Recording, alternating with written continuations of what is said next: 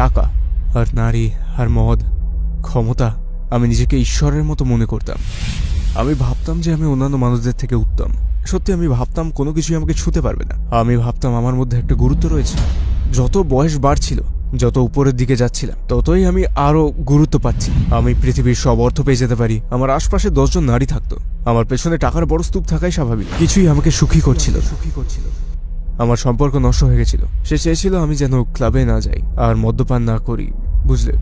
আর আমি সেখানে যেতেই থাকতাম স্বার্থপরদের মতো। সে আমাকে ছেড়ে চলে গেল আমার ছেলেকে নিয়ে। আমার বাবা মারা গেলেন, আমার বাবাকে হারালাম, সবকিছু হারিয়ে ফেললাম। আমি বললাম পরের সপ্তাহে অ্যাভেঞ্জার্স 2 মুভিটা আসছে। আমরা মার্ভেল পছন্দ করি, ও মার্ভেল ভালোবাসত। আমার মনে হতো ও জানতো যে ও মারা যাবে, আর আমাকে বললো হ্যাঁ যাবে। বুঝলে, আমার জীবন হঠাৎ করেই বদলে গেল। আগে বাবার সাথে থাকা, তারপর অনেক কিছু অতিক্রম করে অনেক কিছু আমি গৃহহীন হয়ে পড়লাম। আর আমি চুরি করতে শুরু করলাম। আইডি নেই, চাকরি নেই, আমি কোনো অগ্রগতি করতে পারছিলাম না। তো আমি বার্মিংহামের বাইরে গৃহহীন অবস্থায়, আমার একটা ছোট টার্টলনেক জামা ছিল। আমি সেটা আমার মাথায় পেঁচালাম, কারণ তখন খুব শীত ছিল। আমি জমে যাচ্ছিলাম। আমি কোনোভাবেই সেই পুরো টার্টলনেকটা আমার গায়ে দিলাম, আর আমি কাঁপছি। মহসিন নামের এক লোক আমার কাছে আসে, আর সে আমাকে মাটিতে দেখলো, আর সে বলল, কি খবর? আমি বললাম, ভাই আমাকে প্লিজ একা থাকতে দাও। আমাকে একা থাকতে দাও। সে বলল, আসো আমার সাথে থাকবে। আর আমি বললাম, কেন কেন কেন? আর সে বলল, আল্লাহর জন্য, আল্লাহর জন্য।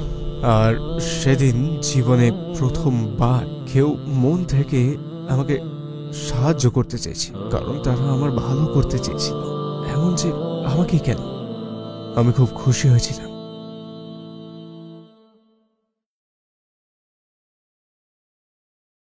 আসসালামু আলাইকুম ভাই ইব্রাহিম। টুয়ার্ডস ইটারনিটির হয়ে আমরা আপনাকে পেয়ে আনন্দিত। প্রথমেই জিজ্ঞেস করতে চাই, ইব্রাহিম ফাতিহকে আপনার জীবনের ব্যাপারে সংক্ষিপ্ত করে আমাদের বলবেন? ওয়ালাইকুম আসসালাম ওয়া রাহমাতুল্লাহি ওয়া বারাকাতুহু। আমার নাম ইব্রাহিম ফাতিহ। আগে সেটা জোসেফ জনসন ছিল। আমি উত্তর পশ্চিম যুক্তরাজ্যের ব্ল্যাকপুলে খ্রিস্টান হয়ে জন্মগ্রহণ করেছিলাম। বড় হওয়ার সময়টাতে আমি সবসময় বিভিন্ন ঝামেলায় পড়তাম। আমাকে স্কুল থেকে বের করে দেওয়া হয়েছিল। আমি কখনো কলেজ যাইনি। আমি ড্রিঙ্ক করতাম, পার্টি করতাম, সিগারেট খেতাম, ড্রাগ নিতাম। আমি সত্যিই পথ হারিয়ে ফেলেছিলাম। আমি 2018 সালে ইসলাম গ্রহণ করি, আর সাধারণভাবেই একজন ভালো মানুষ হওয়ার চেষ্টা করি, একজন ভালো বাবা, একজন ভালো মানুষ। আর আলহামদুলিল্লাহ এভাবেই সব শুরু হয়েছিল। তো বিশ্বাসের দিক দিয়ে আপনার জীবন কেমন ছিল? আপনি কিসে বিশ্বাস করতেন? ছোট থাকতে আমি খ্রিস্টান ছিলাম। আমাকে দীক্ষা দেওয়া হয়েছিল, আমার হোলি কমিউনিয়ন, আমার পরিচিতি, আর আমি ঈশ্বরে বিশ্বাস করতাম। ছোট থাকতেও আমি সবসময় ঈশ্বরে বিশ্বাস করতাম। আমি কখনো ঈশ্বরকে ভয় পেতাম না খ্রিস্টান হয়ে। আমি ঈশ্বর এবং রসুলগণে বিশ্বাস করতাম। কিন্তু বেড়ে ওঠার সময় আমি কখনো বিশ্বাস করতাম না যে যীশুখ্রিস্ট একজন মাসিয়া। স্কুলে থাকাকালীন আমার কিছু সন্দেহ ছিল। হাই স্কুলে থাকার সময়ও তো সবকিছু এক কান দিয়ে ঢুকে অন্য কান দিয়ে বের করতাম। তো খ্রিস্ট ধর্মের যে জিনিসটা আমার মাথায় ঢোকাতে পারতাম না, সেটা হলো যিশুকে ঈশ্বর মানা। আমি এটা বিশ্বাস করতাম না। ছোট থেকে বড় হওয়ার সময় ধর্মচর্চা করতাম। হ্যাঁ, আমরা রবিবার করে চার্চে যেতাম। তো খ্রিস্টানরা শুধু রবিবারেই চার্চে যায়, আর তারা নিজেদের জন্যই যেত সানডে মাসে। আর আপনি সেখানে যাচ্ছেন আর তারপর বাসায় ফিরছেন। জানেন, খ্রিস্ট ধর্মতে তেমন শৃঙ্খলা নেই। সপ্তাহে একদিন প্রার্থনা করে বাসায় ফিরে যাও। বেশিরভাগ লোক পাপ করত, আর তারপর আবার সপ্তাহের শেষে ফিরে আসতো, মানে রবিবার ফিরে আসতো। তাদের অনেকেই বিশ্বাস করত যে তিনি ক্ষমা করে দেবেন, আপনি যাই করেন না কেন, আপনি শেষে স্বর্গেই যাবেন। আপনার কৈশোর কেমন ছিল? কৈশোরের সময়টা বেশ কঠিন ছিল, কারণ বেড়ে ওঠার সময়গুলোতে আমি ভাবতাম এসব জিনিস আমার সুখী করবে। বাইরে যাওয়া, পার্টি করা, মদ্যপান, নারী। আমার 18 বছর বয়স হতেই আমি পুরোপুরি ঢেকে গেছিলাম এই সব টাকা, নারী সঙ্গ, মদ, ক্ষমতা, এগুলোর দ্বারা একেবারে কলুষিত হয়ে পড়েছিলাম। আর আমি ভাবতাম আমি অন্যদের থেকে উত্তম।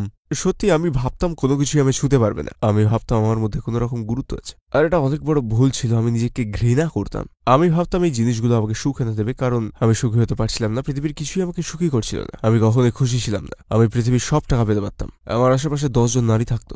আমার পেছনে টাকার একটা বড় স্তূপ থাকতো, তাও খুশি ছিলাম না। কিছুই আমাকে খুশি করছিল না। যাই করি না কেন, কিছুই আমাকে খুশি করছিল না। এবং যত বয়স বাড়ছিল, যত উপরের দিকে যাচ্ছিলাম, আমি ততই এসব পাচ্ছিলাম, আর ততই আমি অসুখী হচ্ছিলাম। এটা আরো খারাপ হয়ে গেল, কারণ আমি ভাবলাম যদি এসব আমাকে সুখী না করতে পারে, কোনো কিছুই পারবে না। আর আমার অবস্থা খারাপ ছিল, আমার অবস্থা চরম খারাপ ছিল। আমি হারিয়ে গিয়েছিলাম, আমার কোনো পথ প্রদর্শক নেই। আমি রাতে বেঘরে মদ পান করতাম। আমি খারাপ অবস্থায় থাকাকালে কেউ আমার পাশে ছিল না। কেউ আমার কাছে একজন বন্ধু হয়ে ছিল না। যারা ছিল তারা চাইতো আমিও যেন তাদের মতো হীনবোধ করি। আমরা সবাই হীনবোধ করি। আর আমি যেটাকে বন্ধুত্ব মনে করতাম সেটা আসলে বন্ধুত্বই ছিল না। আমি এখন তা জানি। আমার একটা ছেলে আছে। আমার সম্পর্ক নষ্ট হয়ে গিয়েছিল। সে চেয়েছিল আমি যেন ক্লাবে না যাই এবং মদ্যপান না করি, আর আমি যেতাম। আমি সেখানে যেতেই থাকতাম স্বার্থপরের মতো। সে আমাকে ছেড়ে চলে গেল, আমার ছেলেকে হারালাম, আমার বাবা মারা গেল, আমি আমার বাবাকে হারিয়ে ফেললাম, আমার সবকিছুই হারিয়ে গেল। জানেন, আমার বাবা আর ছেলে আমাকে সুখী রাখতেন, আর আমি ভাবতাম এসব বস্তুগত জিনিস আমাকে সুখী করবে। আপনি কি আমাদের সেসব মুহূর্তে নিয়ে যেতে পারবেন যখন আপনি আপনার বাবাকে হারিয়ে ফেলেছিলেন? টুয়ার্ডস ইটারনিটির প্রয়োজন আপনার সহযোগিতা। আমরা একটি অলাভজনক প্রতিষ্ঠান যার প্রচেষ্টাই হচ্ছে ইসলামকে প্রচার করা সারা বিশ্বের প্রায় 10টি ভাষার মাধ্যমে। আন্তরিক সমর্থন এবং সহযোগিতার মাধ্যমে আপনি অন্যদের সাহায্য করতে পারেন ইসলামের পথে আনতে, হারাম ছেড়ে দিতে, ইবাদত শুরু করতে, পর্দা করতে, কোরআন পড়া শিখতে এবং আরো অনেক কিছু। প্রতিদিন মাত্র $1 দান করে আপনিও হতে পারেন এই মহৎ পরিকল্পনার সম্মানিত অংশীদার। ইনশাআল্লাহ। টুয়ার্ডস ইটারনিটিতে দান করুন। আপনি কি আমাদের সেসব মুহূর্তে নিয়ে যেতে পারবেন যখন আপনি আপনার বাবাকে হারিয়ে ফেলেছিলেন? সেটা কিভাবে হয়েছিল? হ্যাঁ, তো আমার বয়স তখন 20 বছর যখন আমার বাবা মারা যান। উনি হঠাৎই মারা যান। উনি আমার সবচেয়ে ভালো বন্ধু ছিলেন। আমি তখন আমার গার্লফ্রেন্ডের বাসায় ছিলাম। আর হ্যাঁ, আমি আমার গার্লফ্রেন্ডের বাসায় ছিলাম। আর আমার ছেলের বয়স তখন প্রায় 2 মাস ছিল। আমার বাবা ওনার বাসায় ছিলেন, আমার বোন সেখানেই থাকতো। সে আমাকে ফোন দিয়ে বলল বাবা পড়ে গিয়েছেন, উনি স্ট্রোক করেছেন, ওনার অর্ধেক চেহারা কাজ করছে না। তো ওনার অর্ধেক চেহারা যেন ঝুলে গিয়েছিল, আর সে খুবই চিন্তিত ছিল। আমি কিছুই ভাবিনি এসব নিয়ে। আমার বাবা নিজেই সবসময় হাসপাতালে যাওয়া আসা করতেন ডায়াবেটিসের জন্য, আর উনি নিজের খেয়াল তেমন রাখতেন না, মাঝে মাঝে ইঞ্জেকশন ভুলে যেতেন। আমি এসব কিছুই ভাবতাম না। এরপর আমি হাসপাতালে গেলাম। ওনাকে হাসপাতালে নেওয়া হয়েছে। তারা তাকে অজ্ঞান করার জন্য একটা অ্যানেস্থেশিয়া দিল। আমার মনে আছে তাকে নিয়ে আসা হয়েছিল। আমার সব ভাই বোনরা এসেছিল, আমরা 6 জন, সেটাই অনেক। তারপর উনি আমাদেরকে একটা রুমে ডেকে নিয়ে বললেন, আমি জানি না তোমাদের কিভাবে বলবো। আমার মাও একইভাবে মারা গিয়েছিলেন। আর আমি বললাম, কি বলতে চাইছো? বাবার ব্রেন হ্যামারেজ হয়েছিল। আমার মনে আছে সবাই তখনই কেঁদে দিয়েছিল, আর কি হয়েছে সেটা বুঝতে আমার সময় লাগছিল। মানে উনি হাসপাতালের বিছানায় ছিলেন। আর আমার মনে আছে আমার সব বোনদের পরদিন কাজ ছিল, আর তারা সবাই বাসায় চলে গেল কারণ তাদের বাচ্চারা ছিল। আর আমি একা হাসপাতালে রয়ে গেলাম। আর আমি হাসপাতালের এদিক ওদিক পায়চারি করছিলাম সারা রাত। আর আমি বিছানায় ওনার কাছে ছিলাম। আর আমি শেষবার ওনার দিকে তাকালাম। আর আমি এমনি কখনো কখনো আফসোস করি, কারণ আমি তার সাথে থাকিনি। হ্যাঁ, আমি কখনো অতীতের দিকে তাকালে আমি তার চেহারা দেখতে পাই। তো আমি ভেবেছিলাম আমি ওনার সাথে সারা রাত থেকে একটা ভালো কাজ করছি, কিন্তু আমার মনে হলো আমি নিজেকে কষ্ট দিচ্ছি। ওই 24 ঘন্টাকে 1 বছরের সমান মনে হয়েছিল। আর উনি পরদিন সকালেই মারা যান, ফ্লাইট লাইন হয়ে গেছিল। ওনার কি জ্ঞান ছিল? না, শেষবার যখন আমি ওনাকে জ্ঞান থাকা অবস্থায় দেখেছি, আমরা বিচ্ছিন্ন হওয়া 2 সপ্তাহ আগে উনি ফোন করেছিলেন। আর উনি বললেন, আমি তোমাকে ভালোবাসি, তুমি জানো? আমি বললাম, হ্যাঁ হ্যাঁ হ্যাঁ। উনি বললেন, আমি চাই যে তুমি জেনে রাখো আমি তোমাকে অনেক ভালোবাসি। আমি বললাম, তুমি বলতেটা কি চাইছো? আর উনি বললেন, আমি তোমাকে নিয়ে গর্বিত, আমি তোমাকে নিয়ে গর্বিত, আর জানো আমার নাতিকে নিয়ে আমি গর্বিত। তারপর আমি বললাম, চুপ করো, কি বলতে চাইছো? আমি বললাম, পরের সপ্তাহে অ্যাভেঞ্জার্স 2 মুভি আসছে, আর আমরা মার্ভেল পছন্দ করি, উনি মার্ভেল ভালোবাসেন। আমার মনে হয় উনি জানতেন যে উনি মারা যাবেন, আর উনি আমাকে বলেছিলেন হ্যাঁ, উনি যে মারা যাবেন সেটা কোনো লক্ষণ ছাড়াই ওনার মনে হয়েছিল। ওনার মনে হয়েছিল ওনার। আমার মনে হয় উনি ডাক্তারের কাছে গিয়েছিলেন কিছু সপ্তাহ আগে। উনি জানতে পেরে আমাদের বলতে চাননি। পৃথিবীর মুখোমুখি হতে আমি মোটেও প্রস্তুত ছিলাম না। উনি যখন চলে গেলেন, আমার বয়স তখন 20 বছর ছিল, কিন্তু আমার মাথার ভেতর থেকে আমি তখনও 16 বছর বয়সে। উনি মারা যাওয়ার পর অনেক কষ্ট করেছি। আমি জানতাম না কিভাবে বাঁচতে হয়, আমি জানতাম না কিভাবে মর্গেজ দিতে হয়, ভাড়া দিতে হয়। এই জন্য আমি বলেছি আমি বন্ধুদের সাথে বাইরে যেতাম, তারপর নানান ঝামেলায় জড়াতাম।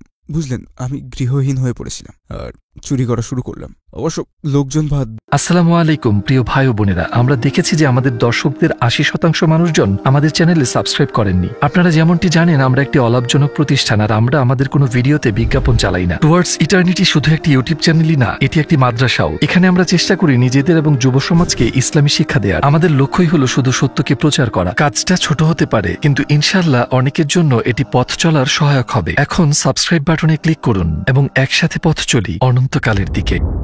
উনি মারা যাওয়ার পর অনেক কষ্ট করেছি। আমি জানতাম না কিভাবে বাঁচতে হয়, আমি জানতাম না কিভাবে মর্গেজ দিতে হয়, ভাড়া দিতে হয়। এই জন্য আমি বলেছি আমি বন্ধুদের সাথে বাইরে যেতাম, তারপর নানান ঝামেলায় জড়াতাম। বুঝলেন, আমি গৃহহীন হয়ে পড়েছিলাম আর চুরি করা শুরু করলাম। অবশ্য লোকজন বা দোকান থেকে নয়, কিন্তু মানে আমি কিছু কিছু জায়গায় যেতাম, হ্যারার্ডস বা এমন কোনো জায়গা যেখানে একজন ধনকুবের ছাড়া কারোর কিছু যায় আসবে না। আমার পাসপোর্ট ছিল না, আমার তখন ব্যাংক অ্যাকাউন্ট ছিল না, আর আমার নিজের দেশের কোনো আইডি ছিল না। তো আমি সিস্টেমে আটকে গিয়েছিলাম। আইডি নেই, চাকরি নেই, আমি কোনোভাবেই আগাতে পারছিলাম না। তারপর আমার ব্যাংক অ্যাকাউন্ট খোলার মতো টাকাও ছিল না। আমার টাকা রাখার জন্য অ্যাকাউন্ট যেহেতু ছিল না, এইসব কাজ করতে হয়েছিল যেগুলো আমি করতে চাইনি। তারপর তারা আমাকে হস্টেলে রাখলো। আর হস্টেল এমন একটা জায়গা যেখানে সব মানুষদের রাখা হয় যাদের থাকার জায়গা নেই বা কারাগার থেকে বের হয়েছে। তবে আমার মনে আছে তারা আমাকে উইলিয়াম বুথে রেখেছিল, হোল সিটিতে। আপনি বাড়ি ছেড়ে দিয়েছিলেন কেন? আপনার কি বাড়ি ছিল না? কারণ ওটাতে মর্গেজ ছিল।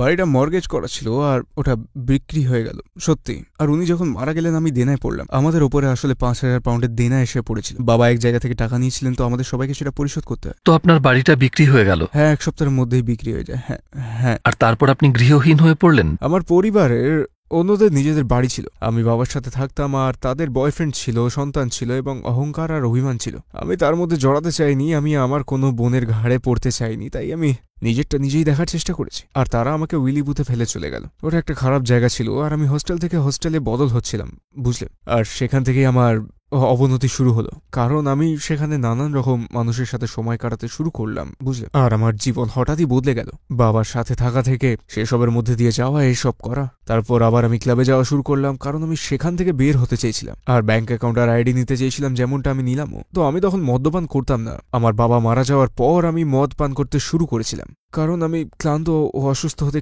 ক্লান্ত হয়ে গেছিলাম। মানে আমি খুব কষ্ট পাচ্ছিলাম, আর অবস্থা আরও খারাপ হয়ে পড়ল। তারপর অন্যান্য জিনিসও হতে শুরু করলো। আমি পার্টিতে যেতে শুরু করলাম আর অন্য কাজও করতে লাগলাম, ক্লাবে যেতে শুরু করলাম। এটাই বোঝাতে চাইছি আমি, বুঝলেন। আমি বলতে পছন্দ করি না, কিন্তু তখন মদ্যপান ছাড়াও অন্য কিছু করতে শুরু করেছিলাম। আমি এইটুকুই বলবো, যখন ক্লাবে যেতাম। আপনি কি কখনো রাস্তায় ঘুমিয়েছেন? হ্যাঁ হ্যাঁ, ঘুমিয়েছি। তখন কেমন লেগেছিল? ভালো না, হ্যাঁ, একদমই ভালো না। তো ব্ল্যাকপুল আমার আবাসিক এলাকা। আমি ক্লিভলি থেকে এসেছি, আর সেখানে গৃহহীন মানুষদের জন্য কোনো হস্টেল নেই, কারণ ওটা খুব ভালো জায়গা। তো আমি নিজেকে পুরোপুরি ঘর ছাড়া অবস্থায় আবিষ্কার করলাম, আর আমার সরকার, আমার কাউন্সিল আমাকে বাসস্থান দিয়ে সাহায্য করতে পারছিল না। তো আমি বার্মিংহাম চলে গেলাম। তো বার্মিংহামে আরও খারাপ পরিস্থিতি ছিল। আমি বার্মিংহামে উইলি বুথে গেলাম, সেই হস্টেলে, তারপর ওয়াশিংটন কোর্টে। আর বার্মিংহামের পরিস্থিতি অন্যরকম ছিল, বুঝলেন। মানে বিগ লায়ন্স, সেখানকার লোকেরা, তাদের অনেকেই তেমন ভালো লোক নয়। আমি হস্টেল থেকে বের হয়ে গেলাম। আমি ম্যাকডোনাল্ডসের বাইরেই থাকতাম। আমি এমন জায়গার আশেপাশে থাকতে চাইতাম না যেখানে আমি যাদের সাথে মিশেছিলাম এমন কেউ আছে। সেটা আগের কথা, আর আমি আর এসব করছি না। আর আমি নিজেকে সাহায্য করতে চাই। তো আমি বার্মিংহামের বাইরে গৃহহীন অবস্থায় আছি। আমার একটা ছোট টার্টলনেক জামা ছিল, আমি সেটাকে আমার মাথায় পেঁচালাম, কারণ তখন শীত ছিল, আমি জমে যাচ্ছিলাম। আর আমি কোনোভাবে সেই পুরো টার্টলনেকটাকে পুরোটা আমার গায়ে জড়িয়ে, আর আমি কাঁপছিলাম। আমার মাথা কংক্রিটের উপর থাকতো, আমার মেরুদণ্ডের নিচে সকালে ব্যথা করতো, মানে প্রচণ্ড ব্যথা। আর আমি ম্যাকডোনাল্ডসের বাইরে বার্মিংহামের বুলরিংয়ের ভেতরে তখন মহসিন নামের এক লোক আমার কাছে আসলো। সে একজন পাকিস্তানি মুসলিম ছিল, আর সে আমাকে মাটিতে দেখলো। তারপর জিজ্ঞেস করলো, কি খবর? আমি বললাম, ভাই প্লিজ আমাকে একা থাকতে দাও। আমি বললাম, একা থাকতে দাও, বুঝলে। সে বললো, না না না না না না না না। আমি বললাম, তোমার এখানে থাকা উচিত না। সে আমার দিকে তাকালো, তারপর বললো, কি করছো তুমি? আর তারপর আমি তাকে আমার বাবার গল্প বললাম, মানে বাড়ির কথা বললাম। আর আলহামদুলিল্লাহ সে বলল, আসো, আমার সাথে থাকবে। আর আমি বললাম, আমি তোমাকে ঠিক মতো চিনি না। আমি বললাম, তোমার নিজের বাড়ি থাকতে পারে? সে বলল, আমার একটা বাড়ি আছে। আমরা অনেক গৃহহীন মানুষদের সাহায্য করে থাকি। একটা বাড়ি আছে, আর তারা অভাবী লোকদের এক একটা ঘরে রাখে। সেখানে একটা খালি ঘর ছিল যেখানে কেউ ছিল না, আর সে আমাকে সেটা থাকতে দিচ্ছিল। আর আমি বললাম, কেন কেন কেন? আর সে বলল, আল্লাহর জন্য, আল্লাহর জন্য। আর সে যখন এটা বললো, আমার মুখে একটা হাসি ফুটল। আর আমি তখনও বুঝিনি, কারণ আমি সারা জীবন এমন মানুষদের সাথে ছিলাম, তারা কখনো কিছুই করতো না। যদি না তার বদলে কিছু পেত, তারা কখনোই দয়া করে নিজের থেকে কিছু করতো না। এটা অসম্ভব ভালো লেগেছিল আমার। আর সেটা আমার জীবনে প্রথমবার কেউ মন থেকে আমাকে সাহায্য করতে চাইছে। তো বুঝতে পারছো, এটা ওরা করছে কারণ তারা আমার ভালো চায়। তারপর কি হয়েছিল যার কারণে আপনি ইসলামের দিকে পদক্ষেপ গ্রহণ করলেন? হ্যাঁ, তো আমি ইসলামের ব্যাপারে বেশি কিছু জানতাম না। হাই স্কুলে থাকতে কনস্ট্যান্টিনোপলের ব্যাপারে পড়াশোনা করেছিলাম। আমার ভাই মহসিন আমার সেখানে থাকার 1 মাসে ইসলামের কোনো ব্যাপারে কথাই বলেনি। লোকে বলবে আমাকে গ্রুম করা হয়েছে, মানে আমাকে চাপ দেওয়া হয়েছে বা কান ভরানো হয়েছে যাতে আমি ইসলাম গ্রহণ করি, বা মানুষ ভাববে যে তুমি কারাগারে ছিলে। মানে এটা বলছি যে এটা খুবই খারাপ, কিন্তু সেই ভাইরা তারা শুধু আমাকে তুলে আমার পুনর্গঠন করছিল, আর তারা আমাকে একটা মানুষ হিসেবে নির্মাণ করছিল। কুরআনের ব্যাপারে ওরা কিচ্ছু বলেনি, আমি শপথ করে বলতে পারি এটা। ওয়াল্লাহি তারা একবারও এর কথা তোলেনি। তারা শুধু আমাকে উঠতে সাহায্য করছে আর আমাকে জিমে পাঠিয়েছে, বুঝলে, এমন কিছু। কারণ তারা আমাকে এমন একটা অবস্থায় পেয়েছে, মানে আমি মানসিকভাবে সবসময় শক্ত ছিলাম, কিন্তু তখন আমি ভেঙে পড়েছিলাম, টুকরো টুকরো হয়ে গেছিলাম। তো জিমে পাঠানোর ফলে আমার আত্মবিশ্বাস বেড়ে গিয়েছিল সত্যি। তারপর সেই ভাইরা আস্তে আস্তে আমাকে বার্মিংহ্যামের বাইরে নিয়ে যেতে শুরু করলো। আমি হজ হেল হ্যান্ডসওয়ার্থে গিয়েছিলাম, আর সেই ভাইরা যেন তারা আমাকে চেনে। আমি তখনও মুসলিম ছিলাম না, তাও আমাকে ভাই বলে রাখতো, কোলাগুলি করতো আমার সাথে, যেন আমি একটা পরিবার পেয়ে গেছি। আর মার্শাল্লাহ ব্যাপারটা খুব চমৎকার, খুব সুন্দর ছিল। আমি সারা জীবন চেয়েছিলাম কেউ আমায় জড়িয়ে ধরুক, বুঝলে। তারপর আমি সেটা ইসলামে পাই। আর সেই ভাইয়েরা আমাকে সত্যি ইসলামের দিকে আকৃষ্ট করেছিল। আমি সেই ভ্রাতৃত্ব বোধ সেই মুসলিম কমিউনিটি ছাড়া কোথাও পাইনি। আমি আমার কোনো বন্ধুকে বিশ্বাস করতাম না। আমার বন্ধুরা প্রায় সবসময় আমাকে দিয়ে খারাপ কাজ করানোর চেষ্টা করত। ভুল বুঝবে না, মুসলিমরা পারফেক্ট নন, কিন্তু বেশিরভাগই বুঝলেন আল্লাহকে ভয় পায়। আমরা ধর্মের ব্যাপারে কথা বলতে শুরু করলাম, আর আমার বিতর্ক খুব পছন্দ, সেটা ধার্মিক হোক কি দার্শনিক। আমি বিতর্ক করতে ভালোবাসি এমনভাবে যা মানুষের পক্ষে বোঝা মুশকিল, যে কোনো বিষয়েই হোক। আমরা খ্রিস্ট ধর্ম নিয়ে কথা বলেছিলাম, আমরা ধর্ম নিয়ে কথা বলেছিলাম, মনে হতো ওটা আমাদের ছোট্ট স্পিকার্স কর্নার। আর তারা আমাকে আলী দাওয়া, হামজাজ ডেন, মোহাম্মদ হিজাব দেখার জন্য বলতে শুরু করেছিল। আমি তাদেরকে বলতে চেষ্টা করেছিলাম যে কেন বাইবেল সত্য, আর আমি কিছু বলতে পারছিলাম না। আর আলহামদুলিল্লাহ আমি কিছুই আপনি কি বাইবেলকে ডিফেন্ড করতে চাইছিলেন? আমি সেটা চেষ্টা করছিলাম না, কিন্তু তারা আমাকে কোরআন বোঝানোর চেষ্টা করছিল। আর সেই সময় আমি বাইবেলের পক্ষে বলার চেষ্টা করছিলাম, কারণ তখনও আমি খ্রিস্টান ছিলাম, কিন্তু আমি কিছুই বলতে পারছিলাম না। তারা যা বলছিল আমি সব মেনে নিচ্ছিলাম। ইসলামের আগে আমি জানতাম না যে আমরা একই প্রতিপালককে বিশ্বাস করি, আমি জানতাম না যে আমরা একই রাসূলে বিশ্বাস করি। সত্যি আমি ভেবেছিলাম তারা অন্য কিছু বিশ্বাস করে। আর যখন আমি দাওয়া দেখতে শুরু করলাম, সবকিছু আমার কাছে পরিষ্কার হতে শুরু করলো। আর বুঝলেন, মাশাআল্লাহ, এটা খুব সুন্দর অনুভূতি ছিল যে আমরা সবাই একই রাসূলে বিশ্বাস করি। আমি খুব আশ্চর্য আর চমৎকৃত হয়েছিলাম যে এই জিনিসটা কিভাবে আমার জীবনে গোপন করা হয়েছিল। আমি কিভাবে এর ব্যাপারে জানতাম না, আর আমার পুরো জীবনে আমাকে মিথ্যে বলা হয়েছে। আল্লাহর শপথ, আমি সারা জীবন মিথ্যে শুনেছি। মানে সোশ্যাল মিডিয়া আর বিভিন্ন প্রচারণা থেকে অন্য লোকজন যা বলেছে তা শুনে আমি খুব অজ্ঞ আর পথভ্রষ্ট ছিলাম। আর আমি তা ঠিক করা নিয়ত করতে শুরু করলাম। আর আমি কোরআনে সত্য খুঁজে পেয়েছি, একটাই কারণ, কেবল একটা কারণের জন্য। এখানেই আমি কোরআনের সত্যটা খুঁজে পেয়েছি, যেখানে বলতে পেরেছি হ্যাঁ এটা আসল, এটা সত্য। কোরআন হেফাজ করা, কেউ যদি কোরআন বদলানোর চেষ্টা করে, মুসলিমরা জানতে পারবে। আপনি একজন খ্রিস্টানকে ধরুন আর ওকে বলুন বাইবেলের একটা পৃষ্ঠা পড়ে শোনাও, মানে আপনি জানেন ওরা সেটা করতে পারবে না। এই ভালোবাসা আর আবেগই আল্লাহর বাণী সত্যিকারের রক্ষী, সেটাও হাফিজদের মাধ্যমেই। আর ব্যক্তিগতভাবে আমার ক্ষেত্রে হাফিজরাই আমাকে প্রমাণ দিয়েছে যে এই লোকেরা এই বাণী, এই কিতাবকে এতটাই ভালোবাসে, তারা সেটা মুখস্থ করেন এবং এতেই জীবন উৎসর্গ করে দেন, বুঝলেন। আর এটা আমার জন্য এটাই সবচেয়ে বড় সত্যতা। আমি অন্যান্য ভাইদের সাথে দেখা করলাম আর দাওয়া দেখতে শুরু করলাম। আর তারপর আমি শিখতে শুরু করলাম, মসজিদে গিয়ে নামাজ শিখতে শুরু করলাম। আর হ্যাঁ, মুসলিম হওয়ার আগে আমি দেখতে চেয়েছিলাম, আমি অনুভব করতে চেয়েছিলাম, মানে আগ্রহী ছিলাম। আমি মসজিদ যাওয়ার জন্য মুসলিম হতে হয় না, সবাই যেতে পারে। আপনি খ্রিস্টান হতে পারেন, যে কেউ যেতে পারে, কোনো সমস্যা নেই, আলহামদুলিল্লাহ। আর আমি শুধু দেখতে চেয়েছিলাম। আমি প্রথম যখন মসজিদে গেলাম বেশ নার্ভাস ছিলাম, ভয় পাচ্ছিলাম। আমি নার্ভাস ছিলাম কারণ আমার মনে হচ্ছিল তারা আমাকে মেনে নেবে না। আর যখন সেখানে গেলাম, লোকজন এলো, কোলাকুলি করলো, মাথায় চুমু দিল, আর তারা শুধু জোরে ধরে বলল সালাম।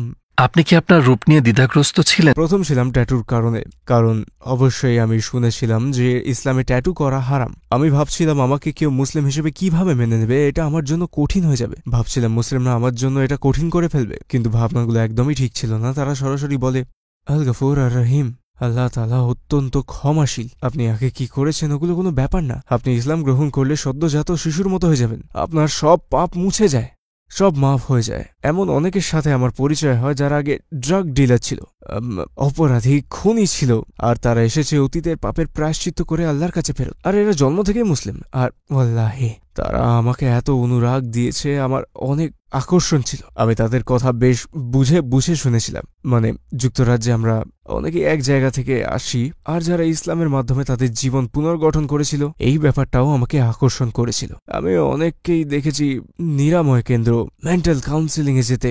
এতবার এদেরকে দেখেছি নানান রকম নিরাময় পদ্ধতি প্রয়োগ করতে, সেটা মানসিক স্বাস্থ্য হোক কি মাদক হোক, আসক্তি হোক, কোনোটাই কাজ করে না। আমি আমার ব্যক্তিগত অভিজ্ঞতা থেকে বলছি, ইসলামী নিরাময়ের একমাত্র প্রমাণিত পন্থা যেটা আমি দেখেছি, যেটা একটা মানুষকে পাল্টায়, অন্ধকার থেকে তুলে আনে আর সত্য অর্থে অন্তর থেকে বদলে ফেলে আর অন্তরকে ভালোবাসা দিয়ে পরিপূর্ণ করে। আর বলাই আলহামদুলিল্লাহ, আমি এমনটা আগে কখনো দেখিনি। আর ওগুলো মাশাল্লাহ মাশাল্লাহ, আমি এগুলো কখনো দেখিনি। এটা আমাকে অনেক মুগ্ধ করেছিল। এবার আমি ডক্টর জাকির নায়েকের ভিডিও দেখছি, আমি আমার টুপি পরছি, জুব্বা পরছি, আমি তখনও মুসলিম হইনি। আমি মৌলা ইয়াস আলী ওয়াসালিম শুনছি, আমি চেষ্টা করছি সব শোনার। আলহামদুলিল্লাহ। একদিন বললাম মহসেন, তার একটা ছেলে ছিল জাকারিয়া, আমি বললাম আমি শাহাদা নিতে চাই, আমি মুসলিম হতে চাই। আর তারপর আপনি শাহাদাহ নেওয়ার সিদ্ধান্ত নিলেন। শাহাদা নিতে আমি গেলাম, আমার এটা গতকালকের মতনই মনে আছে। আমি গ্রিনল্যান্ড মসজিদে গেলাম বার্মিংহ্যামে। আমি মহসিনের ছেলেকে আমার সাথে শাহাদা নিতে নিয়ে গেলাম, কারণ সে আমাকে ভাইয়ের মতো ভালোবাসত আর আমি ওর শিষ্যর মতো ছিলাম। আর সে আমাকে সেগুলো শেখাচ্ছিল যেগুলোর বাবা ওকে শিখিয়েছে, আরও আমার ইসলাম আর কোরআনের শিক্ষা দিচ্ছে। আর আমি ওকে ভালোবাসি, সে আমার দিনের অংশ। তো আমি সেখানে গেলাম, আর আল্লাহর কসম, যখন আমি চার্চে ছিলাম আমার বাবা মারা যাওয়ার পর, আমার এইসব খারাপ কাজগুলো করার পর আমি জানি এগুলো খারাপ, আমি প্রায়শ্চিত্ত করার চেষ্টা করেছি যে হে ঈশ্বর সাহায্য করুন, এমন পরিস্থিতিতে আমাকে রাখুন যাতে বেরিয়ে ভালো হতে পারি। আর আমি প্রায়শ্চিত্ত করেছি, স্বীকারোক্তিও দিয়েছি। আমি একবার স্বীকারোক্তি দিয়েছি আর আমার পাশের বাক্সে বসে থাকা লোকটিকে সব বলেছি। আর আমি ভেবেছি এটা ঠিক না, এটা ঠিক না। আমার মনে হচ্ছিল ঈশ্বর আমাকে ক্ষমা করেননি, আমি ঈশ্বরকে অনুভব করতেই পাচ্ছিলাম না সেইখানে। আর যখন আমি শাহাদা পড়লাম, আশহাদু আল্লা ইলাহা ইল্লাল্লাহ ওয়া আশহাদু আন্না মুহাম্মাদুর রাসূলুল্লাহ, আমার মনে হলো আমায় ক্ষমা করা হয়েছে। আমি খুব প্রশান্তি পেয়েছি যখন সেটা পড়লাম। নিজেকে সদ্যজাত শিশুর মতো মনে হয়েছিল, খুব আনন্দ পেয়েছিলাম। মাশাল্লাহ মাশাল্লাহ, এত ভালোবাসা আর ভাইয়ের এত কোলাকুলি পেয়েছিলাম। আর সবচেয়ে বড় ব্যাপার যেটা আমার মনে হলো, আমাকে মাফ করা হয়েছে। আর আমি সেটাই খুঁজে বেড়াচ্ছিলাম। মনে হচ্ছিল আমাকে মাফ করা হয়েছে, আমি নতুন করে শুরু করতে পারি। আমার অতীত আমাকে পেছন পেছন এসে তাড়া করবে না আর কষ্ট দেবে না, আর আমাকে কখনো আর ভোগাবে না, কারণ আলহামদুলিল্লাহ আল্লাহ তাআলা অত্যন্ত ক্ষমাশীল, পরম করুণাময়। আপনার পরিবার এবং কাছের মানুষেরা আপনার ধর্মান্তরে কেমন প্রতিক্রিয়া দিয়েছেন? প্রথমে মা ফোন করেছিলেন আর আমার বোন ফোন করেছিল। তারা ভেবেছিল আমি জঙ্গি হয়ে যাব। উনি বোঝেননি, তো প্রথমে তিনি সাপোর্ট করেননি, খারাপভাবে নয়। আমার বোনও একই প্রতিক্রিয়া দিয়েছিল। তবে এখন তারা সবাই ওয়াল্লাহি, তারা সবাই আমাকে অনুপ্রেরণা দিচ্ছে। আর আমার মা বলেছেন উনি আমাকে নিয়ে গর্বিত। আর মাশাআল্লাহ, এটাই তো আমি চেয়েছিলাম। আপনি জানেন না কত ভালো লাগে যখন আপনার মা আপনাকে নিয়ে গর্বিত হয়, আপনার পরিবার আপনার সাথে থাকতে চায়। ওই জন্যই বলি আলহামদুলিল্লাহ, ইসলাম ও কোরআনের মাধ্যমেই আমি আমার পরিবারকে ফিরে পেয়েছি আর তারা আমাকে ভালোবাসে। মানুষের আপনার ট্যাটুর প্রতি প্রতিক্রিয়া কেমন ছিল আপনার মুসলিম হওয়ার পর? মানে মিশ্র প্রতিক্রিয়া ছিল। এখন বেশিরভাগ মানুষই আল গফুর আর রহিম খুব ভালোভাবে উপলব্ধি করেছে আর কোরআনের ভালো জ্ঞান আছে, আর আল্লাহ তাআলার গুণাবলী সম্পর্কেও জ্ঞান আছে ওদের। আল হাকাম হলেন শ্রেষ্ঠ বিচারক, অন্য কেউ সেটা পারে না। কিন্তু যখন আমি উমরা করতে চাই, কিছু অ্যান্টি আছেন আর আমি বলে উঠি আন্টি আমি দুঃখিত, আস্তাগফিরুল্লাহ। কিছু আঙ্কেল আছেন যারা, তবে কিছু আঙ্কেল আন্টি আছেন যারা এমন করেন। কিন্তু আমি যখন বলি আমি একজন ধর্মান্তর, তারা বলে মাশাল্লাহ মাশাল্লাহ জাযাকাল্লাহ খায়র। আমি বলি দেখুন, আমি ধর্মান্তর বলি, আপনাদের এমন করা উচিত না। জন্মসূত্রে মুসলিমরা ভুল করতে পারে, সত্যি। আমি বলি আল হাকাম। মুসলিম হওয়ার পর আপনার পুরনো অভ্যাসগুলো ছেড়ে দেওয়া কি কঠিন ছিল? আপনার কি মনে হয় একজন ব্যক্তি যদি মুসলিম হতে চায় তাহলে তার জীবনের খারাপ জিনিসগুলো না ছাড়ার আগে সেটা করা উচিত? তো ধর্মান্তর বা চর্চা করেন না এমন মুসলিম যারা দিনে ফিরে আসতে চান, ছোট ছোট পদক্ষেপ নিন। ওভাবে জিনিসপত্র ভাববেন না। আপনারা চলতে চলতে শিখে যাবেন। আপনাকে চেষ্টা করার জন্য দ্বিগুণ স্বভাব দেওয়া হবে, তো হ্যাঁ 100%। আর আমার ক্ষেত্রে আমার জীবনযাত্রায় বিশাল পরিবর্তন এসেছিল। 2 বছর সময়ও লেগেছিল, বছর 2 সময় হ্যাঁ লেগে গিয়েছিল আমার সবকিছু মানিয়ে নিতে। অনেক কিছু করতে, যেমন শুননা, গান বাজনা, অনেক ছোট ছোট জিনিস রয়েছে, অনেক ছোট ছোট জিনিস রয়েছে, বুঝলে। তবে নিজের ওপর কঠোর হবেন না, একদম মন থেকে করতে হবে শুধু। আর ধীরে ধীরে অল্প অল্প করে আপনি সেখানে পৌঁছতে পারবেন। মুমিন বা বিশ্বাসী হওয়ার অনেক ধাপ আছে, তো এটা আপনার উপর নির্ভর করে আপনি কোথায় থাকতে চান। সবার একটা স্তর আছে, বুঝলেন। সেটা অর্জন করা সহজ। আপনি 5 ওয়াক্ত সালাত আদায় করুন, তারপর আপনি আপনার কাজ করুন, আর আলহামদুলিল্লাহ আপনি বলতে পারেন আপনি অনেক ভালো কাজ করেছেন, আমি জান্নাতে যাবো ইনশাল্লাহ। আমার এক বন্ধু বলেছে যে আমাদের কেউই ভালো কাজের ভিত্তিতে জান্নাতে যাবে না, কেবল আল্লাহর করুণার মাধ্যমে যাবে। আমরা যতই হযরত মুহাম্মদ সাল্লাল্লাহু আলাইহি ওয়াসাল্লামকে যত বেশি ভালোবাসবো, আমরা সময়ের সাথে সাথে ততই ভালো মানুষ হিসেবে গড়ে উঠব। তবে তার জন্য সময় লাগবে। তো আমি এটাই বলবো, আপনার যদি ট্যাটুও থেকে থাকে, ইসলাম সবার জন্য, এটা তাদের জন্য যাদের এটা দরকার। আপনি যেখান থেকে আসুন না কেন, আপনি অতীতে কি করেছেন সেটাও ব্যাপার না। আপনি যদি মদ্যপান করে থাকেন বা অন্য কিছু, নামাজ পড়ে বলুন আস্তাগফিরুল্লাহ। আর আপনি যদি জান্নাত চান, আপনি যদি আখিরাতে ভালো পরিণতি চান, আর আপনি সব গ্রহণ করছেন, তো জেনে রাখুন ইসলাম কোনো ছেলে খেলা নয়। তো আমরা যখন সালাহ আদায় করবো আর যত আমরা কোরআন পাঠ করব, ততই আমরা রবের প্রেমে পড়বো আর আল্লাহর জন্য এসব করতে চাইবো। তো আপনি যদি মদ পান করে থাকেন, চিন্তা করবেন না, আমি নিশ্চিত আল্লাহ তাআলা আমাদের পথ দেখাবেন ইনশাল্লাহ। আপনি কি কোনো অসাধারণ ঘটনার সম্মুখীন হয়েছেন যখন আপনার মনে হয়েছিল যে আপনার সাথে আল্লাহর একটা বিশেষ সম্পর্ক রয়েছে? একটা অসাধারণ ঘটনা হলো গত বছর আমি খুব একাকী বোধ করছিলাম। আমি হল সিটিতে ছিলাম তখন, আর আমি হলের একটা মসজিদে যাওয়া শুরু করলাম। আর তখন আমি টিকটকে একটা ভিডিও বানালাম যে আমি একজন মুসলিম, প্রায় 1 বছর আগে এই সময়, প্রায় 9 মাস আগে। তারপর আমার মনে আছে আমি ঘুম থেকে উঠেছি আর দেখছি টিকটকে 1 লক্ষ ফলোয়ার পেয়েছি আমি। আর তারপর ওটা ভাইরাল হয়ে গেল, আর আমার মনে হলো আমি কত ভালোবাসা পেয়েছি, মনে হলো পৃথিবী যেন উন্মুক্ত হয়ে গেছে। আর আমি তখনও ভয় পাচ্ছিলাম যে মানুষ আমাকে মেনে নেবে না। আর আমি চেয়েছিলাম যে চেষ্টা করে দেখতে, আমি ইসলামের ব্যাপারে বেশ অনুরাগী, আমি চেষ্টা করে দেখতে চেয়েছিলাম আর অন্যদেরও দেখাতে চেয়েছিলাম যে ইসলাম শান্তির ধর্ম। আমি অনলাইন আসার সময় থেকে হাজার হাজার মানুষ আমাকে অভিবাদন জানিয়েছেন আমার ট্যাটুর ব্যাপারে, আর এটা আমার মনে আরো শক্তি জুগিয়েছে আর অন্তরে শান্তি দিয়েছে। আর তখন থেকে 1000-এরও বেশি মানুষ আমাকে মেইল করে বলেছে যে তারা শাহাদা নিয়েছে কারণ আমি ভিডিওগুলো বানিয়েছি আর তাদের দেখিয়েছি যে ইসলাম কত শান্তিপূর্ণ। তারপর সেটা লাইভ আর সরাসরি দেখেছি যে এটা তাদের সাহায্য করছে। যখন থেকে আমি প্রথম ভিডিওটি বানিয়েছি 1000-এরও বেশি মানুষ আমার সোশ্যাল মিডিয়াতে আমায় মেসেজ করেছে যারা অমুসলিম, যারা শাহাদা নিয়েছেন বা কোরআন কিনেছেন আর ইসলামের ব্যাপারে শিখছেন। তারা চেয়েছে যেন আমি তাদের শেখাই, তো আমি তাদের রিভার্স সার্ভারের মাধ্যমে শিখিয়েছি। আমি চাই আল্লাহ তাআলা তাদের রক্ষা করুন, আর আমার যদি তাদের জন্য কোনো দায়িত্ব থাকে আমি তাদের জন্য থাকার চেষ্টা করব। ইনশাল্লাহ আমি থাকব। আপনি তো অনেকবার উমরা করতে গিয়েছেন, কিন্তু প্রথমবার যখন গিয়েছিলেন তখন কোন জিনিসটি আপনাকে সবচেয়ে বেশি প্রভাবিত করেছিল এবং কেন? আমি যখন মসজিদ আল হারামে গেলাম, অনেক মানুষ এক জায়গায়, বিভিন্ন জাতির, বিভিন্ন বর্ণের, বিভিন্ন দেশের, আর আমি জানতাম এটাই উত্তর। সকল লোকেরা এখানে তীর্থে এসেছেন আল্লাহর কাছে। ভ্যাটিকানের মতো নয় যেখানে মানুষ পোপকে শুধু দেখতে যায়, বা তারা আল্লাহর কাছে এসেছেন, তারা সত্যিকারের বিশ্বাসী। আর এটা একটা নিরাময় বর্ণবাদের, এটা উত্তর, এটা বিশ্ব শান্তি। আর এটা আমার জন্য বড় মুহূর্ত ছিল। ইসলাম সব কিছুরই নিরাময়, সকল সমস্যারই ইসলাম সমাধান। এটা পথ নির্দেশক, জীবনের একটা পথ। আমার এক ভাই আনাসকে মনে আছে, আমি তাকে ভালোবাসি, সে দাগেস্তানের। সে আমাকে মাকারের একটা সুইস হোটেল থেকে ফোন করত আর ফোনে আমাকে কাবা শরীফ দেখাতো যে এই যে কাবা, আমি তোমার জন্য দোয়া করেছি, আমি তোমার জন্য উমরা করব। আমার মনে আছে সে আমাকে প্রথমে মদিনাতে নিয়ে গেছিল, তো আমরা উল্টো হিজরত করেছিলাম, আমরা মসজিদ আল নববীতে গিয়েছিলাম। তারপর মদিনার নিয়ত করে পুরো পথ ড্রাইভ করে গিয়েছি, আর সেই যাত্রাটাই আমি কোনোদিনও ভুলব না। এই এত জায়গায় যাওয়া, পথে পথে এত থামা, আরো অনেক কিছু, আমরা বিভিন্ন বিষয়ে কথা বলতাম। সে আমাকে বলেছে কিভাবে সিজদা করতে হয়, আর ওটা খুব অন্যরকম ছিল। প্রথমবার মনে হয়েছিল যে আমাকেই কেন, আমি অনেক খুশি হয়েছিলাম।